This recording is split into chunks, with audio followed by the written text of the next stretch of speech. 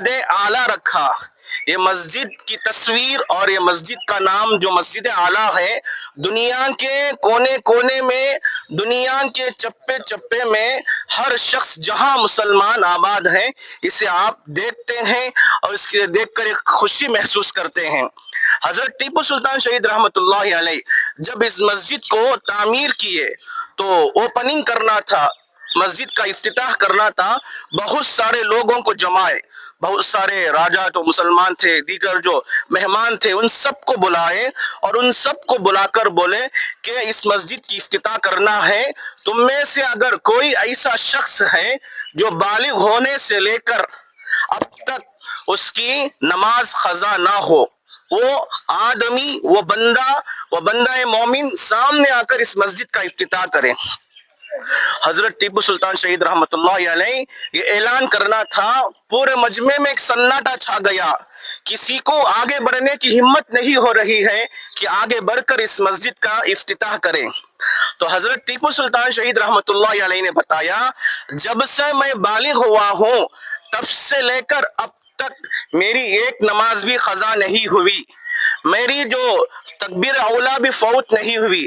تکبیر اولا اسے کہتے ہیں جیسے ہی نماز کھڑی ہوتی ہے، مؤذن صاحب جب تکبیر کہتے ہیں اللہ اکبر اللہ اکبر، تو حضرت ٹیپو سلطان شہید رحمۃ اللہ علیہ کی تکبیر اولا بھی فوت نہیں اور حضرت نے کہا میری تہجد کی نماز بھی قضا نہیں.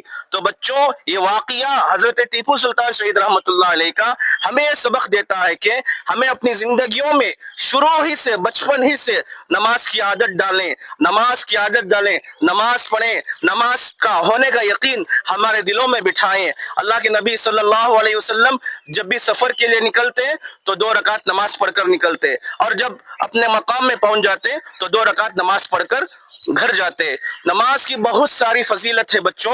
حضرت ٹیپو سلطان شہید رحمۃ اللہ علیہ کی اس تاریخی مسجد سے، ان کے اس تاریخی جملے سے ہمیں یہ سبق ملتا ہے، چاہے خوشی ہو یا غم ہو، زندگی کے ہر مرحلے میں نماز پڑھنا ہے. جب تک ہماری سانس ہے تب تک نماز پڑھنا ہے، اور جب آخری وقت آ جائے گا انشاءاللہ ہمارا خاتمہ اسلام پر ہوگا.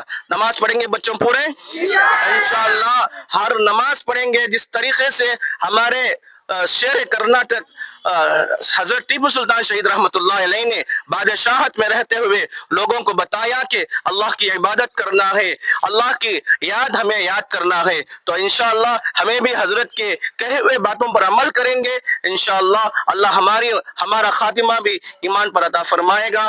آمین. وآخر دعوانا الحمدللہ رب العالمین.